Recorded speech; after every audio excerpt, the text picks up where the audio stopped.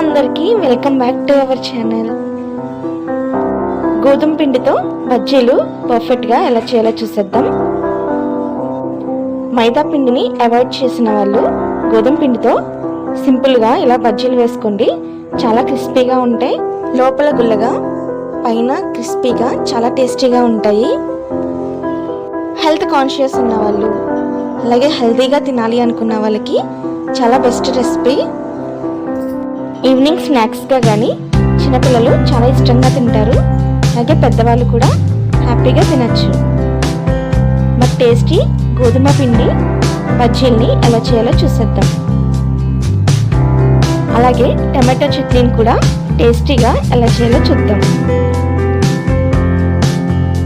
మైదా పిండి బజ్జీలకి ఏమాత్రం తీసిపోదు, అంత టేస్టీగా ఉంటాయి. ఫస్ట్ బౌల్లో పెరుగు వేసుకోవాలి. 2 కప్స్ వరకు పెరుగు వేసుకోవాలి. ఫ్రెష్గా ఉండే పెరుగు కాకుండా పుల్లటి పెరుగు అయితే బజ్జీలు చాలా బాగా వస్తాయి.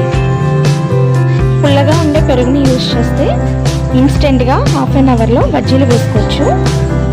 ఫ్రెష్ పెరుగు అయితే 2 అవర్స్ అయినా నానబెట్టుకోవాలి. పెరుగులో మీ టేస్ట్కి తగ్గట్టు సాల్ట్ వేసుకోండి. 1/2 టేబుల్ స్పూన్ వంట సోడా వేసుకోవాలి.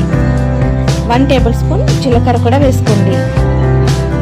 నెక్స్ట్ ఆయిల్ వేసుకోవాలి.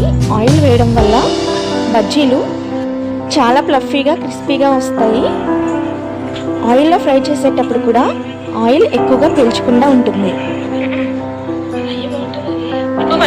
వీటిని పెరుగులో బాగా కలిసేంత వరకు అన్నీ కూడా మిక్స్ చేసుకోవాలి. విస్కర్ హెల్ప్తో కానీ గరిటె హెల్ప్తో కానీ పెరుగు ఉండలేమీ లేకుండా అంతా కూడా బాగా కలిసేంత వరకు కలుపుకోవాలి. కన్సిస్టెన్సీ క్రీమీగా ఉండాలి.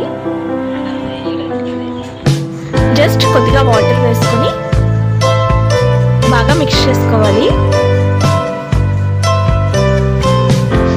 తర్వాత 2 కప్స్ గోధుమ పిండి వేసుకోవాలి. 2 కప్స్ పెరుగుకి 2 కప్స్ గోధుమ పిండి సరిపోతుంది.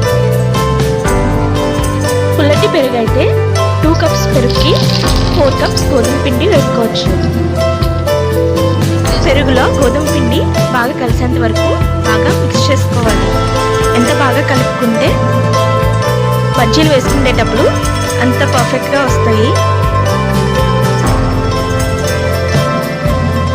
చేత్తోనే అంతా కూడా బాగా కలిసేంత వరకు మిక్స్ చేసుకోవాలి. బీట్ చేసుకుంటూ కలుపుకోవాలి పిండిని. పిండి కొద్దిగా గట్టిగా అనిపిస్తే వాటర్ వేసుకోవచ్చు. కొద్దిగా వాటర్ని వేసుకుంటూ కలుపుకోవాలి. ఎక్కువ వాటర్ ఒకేసారి వేయకూడదు, కొద్దిగా వేసుకోండి. అప్పుడే మనకి కరెక్ట్ కన్సిస్టెన్సీ వస్తుంది. వీడియో క్లిప్లో చూపిస్తున్నట్టు కొద్దిగా వాటర్ని వేసుకుంటూ బీట్ చేసుకుంటూ కలుపుకోవాలి. అట్లీస్ట్ ఒక పావు గంట సేపు అయినా కలుపుకోవాలి. చుట్టూ అంత నీట్గా ఇష్టం ఉంటే అల్లం ముక్కలు పచ్చిమిర్చి ముక్కలు చిన్నగా కట్ చేసుకొని కూడా వేసుకోవచ్చు. అమ్మ అయితే జీలకర్ర ఒకటే వేశారు. పిండి బాగా పలుచగా ఉంటే ఆయిల్ పీల్చేస్తుంది. కొద్దిగా గోధుమ పిండిని వేసుకొని అడ్జస్ట్ చేసుకోవాలి. అట్లీస్ట్ 2 అవర్స్ అయినా అలా వదిలేయాలి. అప్పుడే బాగా పిండి నానుతుంది. ఓవర్ నైట్ అయినా నానపెట్టుకోవచ్చు. ఓవర్ నైట్ నానపెట్టుకునే వాళ్ళు సోడా ఏమీ యూజ్ చేయకుండానే బజ్జీని వేసేసుకోవచ్చు. పిండి 2 అవర్స్ నానేలోపు టమాటా చట్నీని ఎలా చేయాలో చూద్దాం. ఫస్ట్ ప్యాన్లో 2 టేబుల్ స్పూన్స్ వరకు ఆయిల్ వేసుకొని 1 టేబుల్ స్పూన్ ధనియాలు, 1 టేబుల్ స్పూన్ జీలకర్ర, మీ కారానికి తగ్గట్టు పచ్చిమిర్చి వేసుకోండి. నెక్స్ట్ కొద్దిగా కరివేపాకు కూడా వేసేసుకొని లైట్గా ఫ్రై చేసుకోవాలి. తర్వాత పొడిగా కట్ చేసుకున్న టమాటా ముక్కల్ని కూడా వేసేసుకొని అంతా కూడా బాగా కలిసేంత వరకు మిక్స్ చేయండి. టమాటా ముక్కలు 2 నిమిషాలు ఫ్రై అయిన తర్వాత కొద్దిగా కొత్తిమీర వేసుకోండి, ఫ్లేవర్ బాగుంటుంది. కొత్తిమీర, లైట్గా చింతపండు వేసుకోవాలి. నెక్స్ట్ పొట్టు తీయకుండానే వెల్లుల్లిపాయలు ఒక 5-6 వేసుకోండి. 1/2 టేబుల్ స్పూన్ పసుపు, మీ టేస్ట్కి తగ్గట్టు సాల్ట్ కూడా వేసేసుకొని అంతా కూడా బాగా మిక్స్ చేసేసుకోవాలి. టమాటా ముక్కలు బాగా ఉడకాలి, అప్పుడే చట్నీ టేస్ట్ బాగుంటుంది.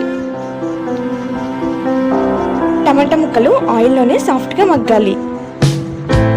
లిడ్ క్లోజ్ చేసేసి 5 మినిట్స్కి ఒకసారి చెక్ చేసుకుంటూ ఉండాలి. టమాటా ముక్కలు కాస్త దగ్గర పడిన తర్వాత మిక్సీ జార్లో వేసేసుకోవాలి.